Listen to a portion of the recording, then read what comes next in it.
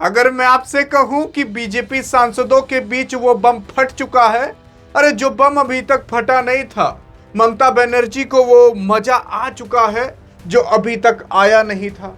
और इनका कहना तो ये भी है कि अभी तो ये शुरुआत है, आगे आगे देखिए होता है क्या। लेकिन सवाल ये उठता है कि आखिरकार जो 20 सांसद जाने वाले थे बीजेपी के अंदर, आखिरकार उनके बीच कौन सा बम फटा है और इन 20 सांसदों की वजह से पूरा का पूरा एनडीए कैसे गड़बड़ा सकता है, अभी आप जानकर हैरान हो जाओगे। यार अगर आप देखने की कोशिश करोगे तो खुद देख सकते हो कि लगभग 20 सांसद, ऐसा कहा जा रहा है कि 20 सांसद आए और ओम बिरला के पास एक ठो पत्र जमा किए कि भैया देखो हम 2/3 मेजोरिटी के साथ आ जा रहे हैं, विलय कर ले रहे हैं, किसी और में नहीं बल्कि एक दूसरी पार्टी के अंदर। अब वो दूसरी पार्टी कौन सी है देखते हैं, आप उसका नाम बता पाते हो कि नहीं। अगर सही नाम बता दिए तो कमेंट को हार्ट भी दे दीजिएगा और पिन भी कर दिया जाएगा, बाकी आगे तो नाम हम बताएंगे। असल में ममता बनर्जी के साथ जो सांसद थे, लगभग कहा जाता है कि टोटल 40-41 सांसद थे और उस सांसदों में से कम 20 सांसद टूट के अलग हो गए, यानी कि 2/3 मेजोरिटी के साथ। अब अलग हो गए तो वो कहीं और तो जाएंगे नहीं, किसी दूसरी पार्टी में विलय करेंगे। और दल बदल कानून भी यही कहता है कि अगर आप एक दल से दूसरे दल में जा रहे हो, यानी कि दल को बदल कर रहे हो, यानी कि पार्टी को बदल रहे हो, तो उस समय आपकी संसदीय या विधायकी छिन सकती है, आपका पद छिन सकता है। लेकिन अगर एक ही साथ कई सारे विधायक या सांसद एक पार्टी से दूसरे पार्टी में जाएं, तब उनके ऊपर ये कानून नहीं लागू होगा, उनकी सांसदी बची रहेगी। अब कितने विधायक? कम से कम 2/3 मेजोरिटी के साथ, यानी कि अगर 3 विधायक हैं, 3 सांसद हैं, तो कम से कम 2 सांसद तो जाए ही जाएं। अगर 20 सांसद है तो कम से कम आप ऐसा मान सकते हो कि 15-15 ठो कम से कम एक पार्टी से दूसरे पार्टी में जाएं, तब दल बदल कानून नहीं लगेगा। तो यहां पर भी आप ऐसा मान लो कि 2/3 मेजोरिटी के साथ लगभग 20 सांसद एक पार्टी से दूसरे पार्टी में जा रहे हैं। अब 20 सांसद का मतलब क्या होता है जान रहे हो? 20 सांसद का मतलब कि टीडीपी से भी बड़ी हो जाए। टीडीपी का मतलब चंद्रबाबू नायडू की जो पार्टी है आंध्र प्रदेश के अंदर, इनके पास कुल टोटल लोकसभा के अंदर 16 सांसद हैं। फिर अगर बात करें आपके बिहार की जो पार्टी है नीतीश कुमार वाली, इनके पास टोटल कुल सांसद की संख्या बताई जाती है कि 17 ठो है। और इन लोगों के पास जो एक ठो नई पार्टी बनी है एनसीपीआई पार्टी, इन लोग के पास टोटल 20 सांसद हैं। यानी कि ये 20 सांसद मिल करके भाई साहब टीडीपी से भी बड़े हो गए। और जो नीतीश कुमार की सरकार है, लेकिन अभी तो ये सीएम नहीं, अब तो सम्राट चौधरी बन चुके हैं, लेकिन इनके सांसद टोटल 17 हैं। यानी कि इनके सांसद से भी ज्यादा इस पार्टी के सांसद हो चुके हैं 20 सांसद। अब अगर 20 सांसद हो गए यानी कि थोड़ी बड़ी पार्टी है। और हाँ, संसद के अंदर भैया ये 5वीं सबसे बड़ी पार्टी बन चुकी है एनसीपीआई पार्टी। अब एनसीपीआई पार्टी है क्या, बहुत से लोग सोच रहे होंगे। देखो मैं आपको बता रहा हूँ, जो टीएमसी पार्टी थी ममता बनर्जी वाली, उनके पास टोटल 40-41 सांसद थे। वो 40-41 सांसद में से कम 20 सांसद टूटकर अलग हो गए। 20 सांसद जब टूटकर अलग हो गए तो उन्होंने एक दूसरी पार्टी में जाकर ज्वाइन कर लिया और उस पार्टी का नाम था एनसीपीआई पार्टी। और वो बहुत छोटी पार्टी है, ये बहुत सारे लोग नाम भी नहीं सुने होंगे, इसी वजह समझने में थोड़ी दिक्कत होती है। तो छोटी पार्टी में जाकर उन लोगों ने विलय कर लिया और फिर उसके बाद ये देख सकते हो कि उसका लोगो ये है आपके सामने। तो अब इस एनसीपीआई पार्टी के अंदर एक ही बैग 20 सांसद आ गए। 20 सांसद आने का मतलब चंद्रबाबू नायडू की पार्टी से भी बड़ी और ये नीतीश कुमार की पार्टी से भी बड़ी। और अगर आप इनकी मुखिया देखोगे तो ये कोकिला घोष को बताया जा रहा है कि भैया कोकिला घोष ही इस पार्टी को लीड करते हुए दिखाई देंगी, क्योंकि इन्हीं को ही सबसे बड़ा पद इसके अंदर मिलने वाला है और यही हर जगह जाकर भाषण वोषण दे रही हैं। अब देखोगे तो नायडू नहीं, अब कोकिला घोष अहम किरदार निभाएंगी। बदलेगा मोदी सरकार का जो सहयोगियों का समीकरण है, बागी होंगी दमदार। बागी का मतलब जो भाग करके आए हैं दूसरी पार्टी के अंदर, समझ आया? यानी कि अब चंद्रबाबू नायडू जो कहते थे एनडीए के अंदर ना, मोदी साहब को वो सुनना ही पड़ता था। जानते हो क्यों? पूरा का पूरा खेला क्या है मैं आपको शुरुआत से बताता हूं। देखो असल में अगर केंद्र में प्रधानमंत्री मोदी को अपनी सरकार बनाकर रखनी है तो उनको कम से कम 272 से 273 सीटें पर बरकरार रहना पड़ेगा, तभी वो बहुमत के आंकड़े को पार करके रख पाएंगे।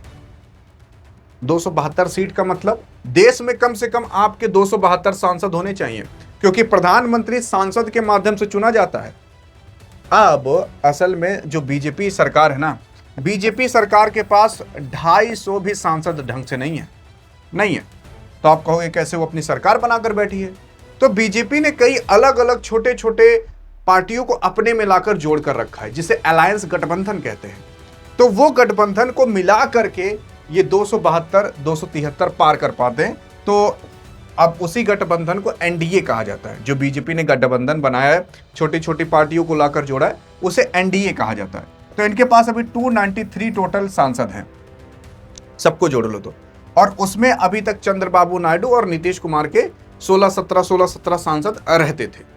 अब अगर मान लो आपके नीतीश कुमार और चंद्रबाबू नायडू छोड़ करके चले जाएं बीजेपी को, या एनडीए को छोड़ करके चले जाएं, तो तुरंत ही जो बीजेपी की पार्टी है, कह सकते हो एनडीए पार्टी है, जो अभी केंद्र में बैठी हुई है, वो पद से हट सकती है, क्योंकि उसके पास बहुमत का आंकड़ा नहीं रहेगा, बहुमत वो पार करे नहीं पाएगी। तो बड़ी दिक्कत हो जाएगी उनकी कुर्सी को, प्रधानमंत्री मोदी के। तो यहां पर दिक्कत का सामना करना पड़ेगा। लेकिन आप खुद सोच कर देखिए, अगर उसी एनडीए के अंदर मोदी के साथ 20 सांसद अलग से आकर जुड़ जाएं, तो टोटल एनडीए में कितने सांसद हो जाएंगे? 293 की जगह लगभग 313 हो जाएंगे। समझ आया? अब अगर 313 सांसद हो गए, तो ये दोनों अगर निकल भी गए, बहुमत के आंकड़े को अभी भी एनडीए यानी कि मोदी की सरकार पार करके रखे रहेगी, अगर ये 20 सांसद आकर जुड़ जाते हैं तो। अब इससे क्या होगा कि केंद्र में सरकार को हिलाना काफी दिक्कत, मतलब नहीं कोई हटा पाएगा।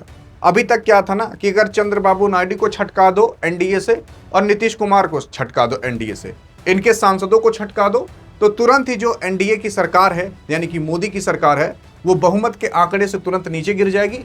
और अगर नीचे गिर जाती है तो बड़ी दिक्कत हो जाएगी किसी और को नहीं, बल्कि मोदी सरकार को, कि भैया मोदी केंद्र में अपना सरकार बनाकर रख पाए।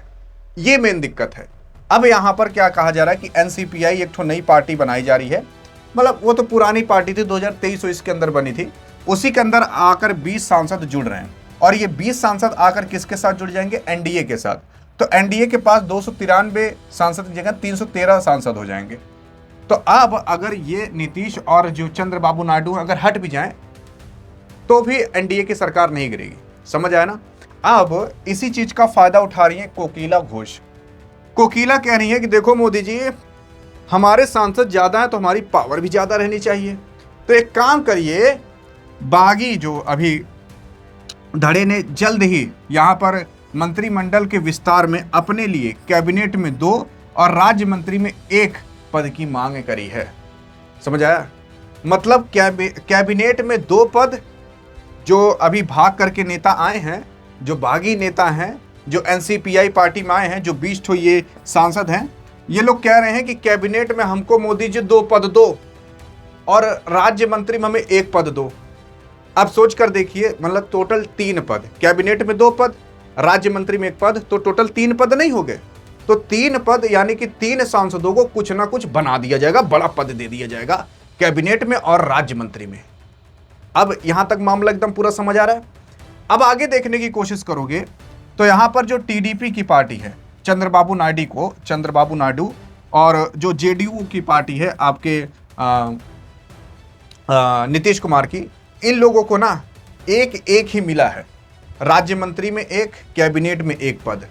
और यहां पर जो अभी हाल फिलहाल आई हुई पार्टी है एनसीपीआई पार्टी, वो 2 पद तो केवल कैबिनेट में मांग रही है और 1 पद राज्य मंत्री में, और इन दोनों को केवल एक पद मिला है।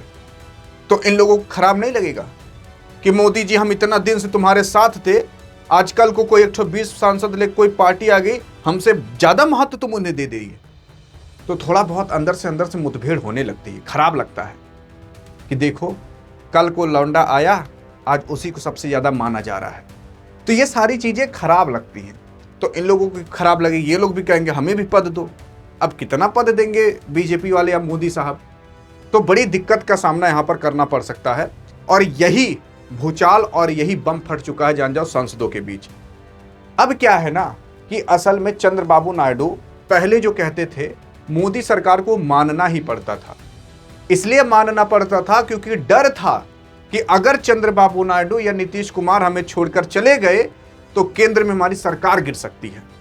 और अब डर नहीं रहेगा, क्योंकि अगर ये छोड़कर चले भी जाएं तब भी केंद्र में सरकार नहीं गिरेगी, क्योंकि 20 सांसद आकर जो जुड़ गए हैं। तो अब एनडीए जो है, या कह सकते हो बीजेपी हैं, जो मोदी सरकार है, वो भी इनकी उतना सुनेंगे भी नहीं और उतना महत्व नहीं मिलेगा इनको, तो इनको भी खराब लगेगा। तो ये भी कहेंगे जाओ, हम भी सरक रहे हैं, हमारे महत्व कोई नहीं है। तो ऐसा हो सकता है, क्योंकि जब कुछ अच्छा होता है ना, उसी के साथ साथ कुछ बुराई की भी खिचड़ी पकने लगती है। तो ये दिक्कत का सामना अभी करना पड़ सकता है, और यही कहा जा रहा है कि बम फट चुका है। और यहाँ पर कुछ ऐसे सांसद हैं जो टीएमसी की तरफ अभी भी हैं, जैसे कीर्ति आजाद की बात करें तो ये कह रहे हैं कि हम दीदी के ही साथ रहेंगे, कुछ भी हो जाए। लेकिन अब आप यहाँ पर भी तो देखिए, जो 20 सांसद आए हैं यहाँ पर एनडीए के अंदर, एनडीए क्या कह सकते हो कि एनसीपीआई पार्टी में आए हैं, वो एनडीए में जाकर ज्वाइन होगी। ये जो 20 सांसद आए हैं, इसमें से 3 ही सांसद को कुछ ना कुछ पद दिया जाएगा, 2 ठो कैबिनेट में, 1 ठो मंत्रिमंडल में, तो 3 पद हो गए। बाकी जो 17 बचे सांसद हैं, उनको तो कोई पद नहीं मिल पाएगा। तो भैया वो लोग कहेंगे नहीं कि हम तो टीएमसी से अपनी बेइज्जती कराए हैं, अपनी बेइज्जती भी सह रहे हैं, और यहाँ पर आकर हमें केवल सांसदी ही मिली है। सांसद तो वहाँ पर भी थे, सांसद हम यहाँ पर भी है, तो कोई फायदा नहीं हुआ हमारा। हाँ, बस एक तो फायदा हुआ कि बीजेपी सरकार के साथ हो गए, जो अभी केंद्र में सरकार बनी है, हमारे ऊपर ईडी सीबीआई बस रेड नहीं पड़ेगी। और जो सांसद कोई गलत काम नहीं किया होगा, जिसके पास ब्लैक मनी नहीं होगा, तो वो ईडी सीबीआई से डरेगा भी नहीं। ये दिक्कत का भी सामना करना पड़ सकता है। लेकिन मुझे तो नहीं लगता किसी के पास ऐसा हो ही ना कि भाई 1 रुपया काला धन ना हो। बाकी आप आगे समझ ही सकते हो, ये समझदार के लिए इशारा ही काफ़ी है। बाकी यही पूरा का पूरा बम फटा है कि सांसदों के बीच अब थोड़ा अनासुनी हो सकती है, कुछ अंदर बाहर भी हो सकते हैं, और क्या पता फ़ायदा हो बीजेपी पार्टी को, लेकिन उससे बड़ा नुकसान भी हो सकता है। क्योंकि अगर ऐसे लोग छोड़कर बीजेपी को चले गए तो बड़ी दिक्कत हो सकती है, क्योंकि ये एक्सपीरियंसदार खिलाड़ी हैं इस पॉलिटिक्स की फील्ड के अंदर। बाकी हाँ, आपके हिसाब से क्या लगता है कि क्या हो सकता है आगे?